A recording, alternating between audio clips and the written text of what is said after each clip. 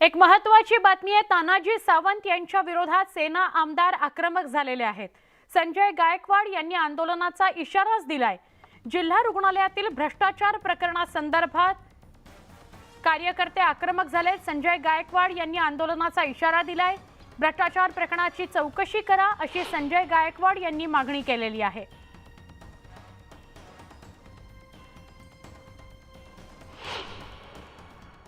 खर्चाच्या अनुषंगाने लक्षवेधी लावून त्याच्यामध्ये प्रचंड भ्रष्टाचार झाल्याची लक्षवेधी लावली होती।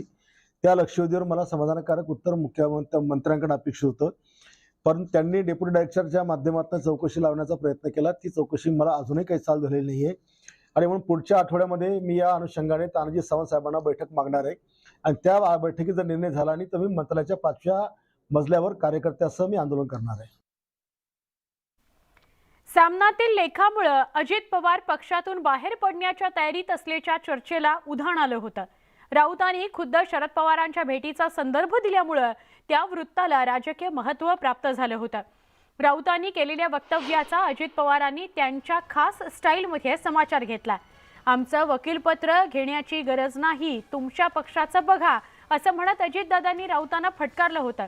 यावर मी मवियाचा चौकीदार असून बोलतच राहणार असा पुनरुच्चार राऊतांनी केलाय। शिवसेना फुटताना तुम्ही बोलत होतात, मग मी आता बोललो तर चुकीचं काय असा सवाल त्यांनी अजित पवारांना केला।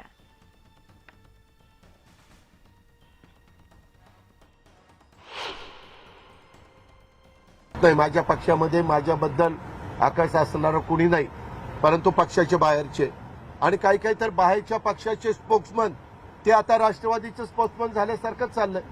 त्यांना कुणी अधिकार दिलाय कुणास ठाऊक। पार्टीची मीटिंग ज्यावेळेस होईल त्यावेळेस मी विचारणार आहे, तुम्ही ज्या पक्षाचे स्पोक्समन आहात त्या पक्षाचं सांगा ना काय सांगायचं ते।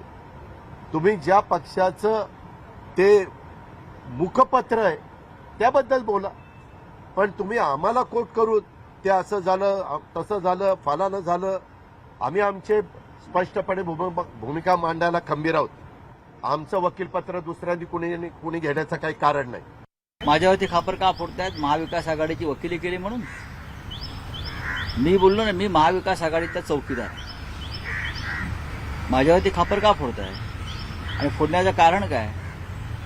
जेव्हा शिवसेना फुटली तेव्हाही तुम्ही आमची वकिली करत होतात।